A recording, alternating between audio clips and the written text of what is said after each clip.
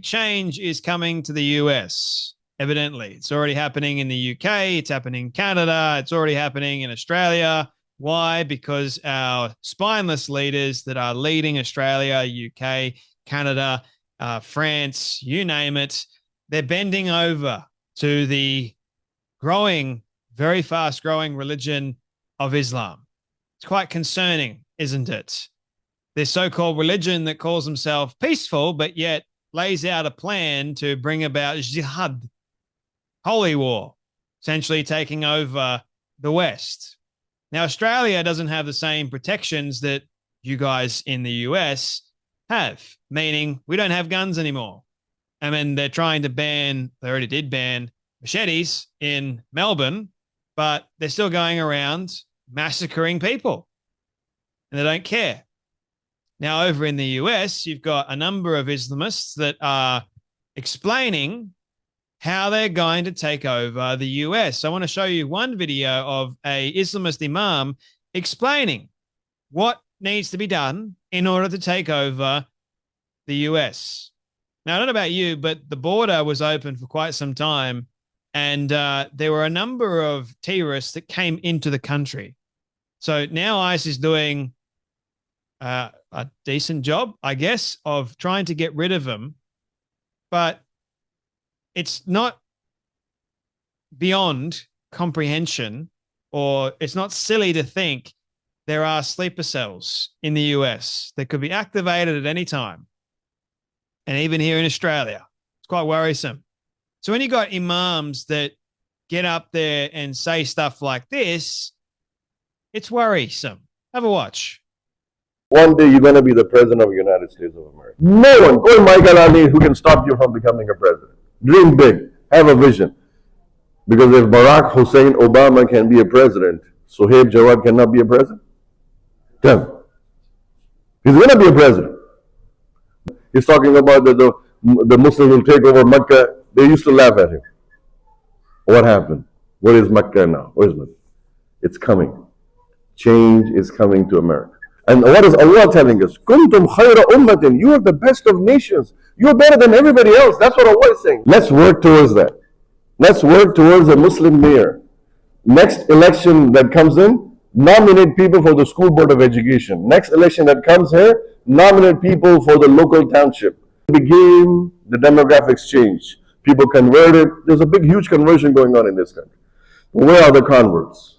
They just convert and they're gone in the wilderness. The other thing, children. Muslims have the highest population. Average, they did a Pew Foundation did a research study, Pew Foundation, and they said that Muslim household average is 3.4 child per family. The white American has 1 child per family. We're literally beating the march. Because these are voters. These are not just babies being born in hospitals. These are voters. That's the way a politician looks at it. We have to change the framework, start looking at things from a different lens, different angle. For future. You're not going to change society today in your lifetime, but you think about Begin the demographic change. Start converting people. Vote. Get people that are Muslim into council, into politics. That's how we're going to bring about big change in the US. Next election, make sure you vote. And we're starting to see it here in Australia. It's already happening in America. New York is about to vote in their first ever Muslim communist. Damn. In November. That's coming up, a couple of months away. So you've already got in Michigan, you've already got countless Islamists over there. That's a hellhole. It's a hellscape or a safe place for Muslims. Minnesota, same deal. Muslims roam freely over there. Now, I want to show you this video. This is in Texas, believe it or not. Texas. Not too sure where in Texas, but a school in Texas. Not one American flag. They're all waving the Palestinian flag. Have a watch of this.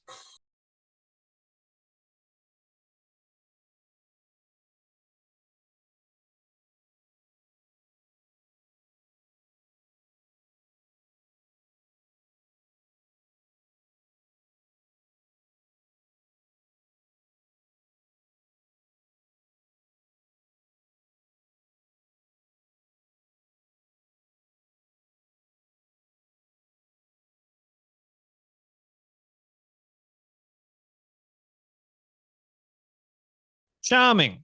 That's a school in Texas. I don't know about you, but when I see something like that, I'm going, whoa, that is scary, isn't it? All in the keffiyeh, the scarf, which signifies terrorism, doesn't it? All waving the Palestinian flag,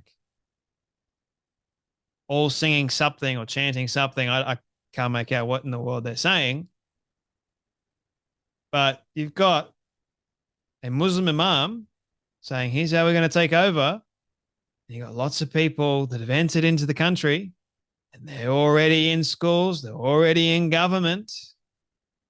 They're already going to take over, man. Big change is definitely coming. And if you're not careful, it will happen. It will definitely happen. Here is a Islamist in Dearborn, Michigan.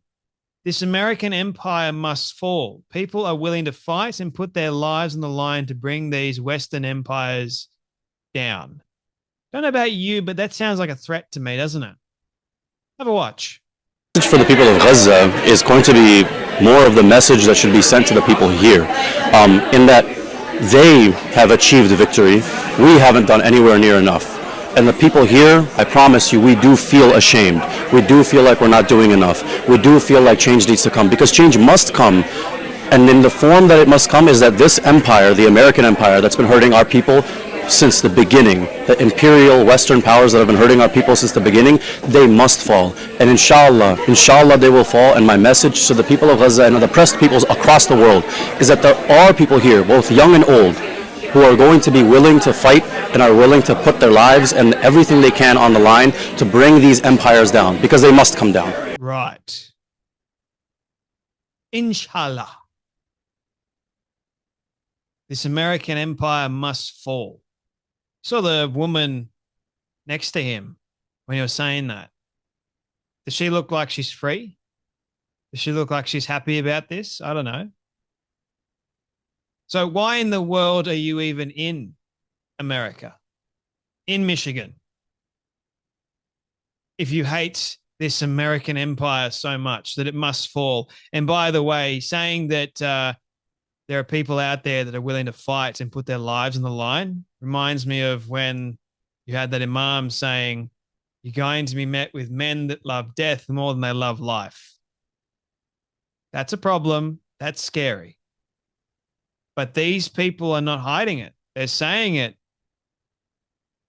And will we listen? It's like Benjamin Netanyahu said recently that when Islamists say they want to annihilate you, don't let them. When they tell you exactly who they are, believe them. And when they say that they want to take you out, don't let them. Strike first. But Israel is starting to see that the propaganda war is against them. Meanwhile, the propaganda for how great Islam is apparently is on full swing.